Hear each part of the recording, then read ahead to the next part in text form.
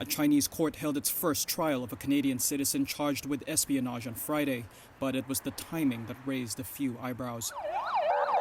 The trial of businessman Michael Spavor was held in Dandong, across the border from North Korea, where he regularly went for work. Spavor was one of what the Canadian press has called the two Michaels. Both are Canadians arrested by Beijing more than 2 years ago. That happened not long after police in Vancouver detained Meng Wanzhou, the CFO of Chinese telecoms giant Huawei, on a U.S. warrant. Beijing has denied that the arrests of the two Canadians were in retaliation. Canadian officials said they were denied access to Friday's trial on national security grounds. Jim Nicol, the deputy head of the Canadian embassy in Beijing, expressed his disappointment.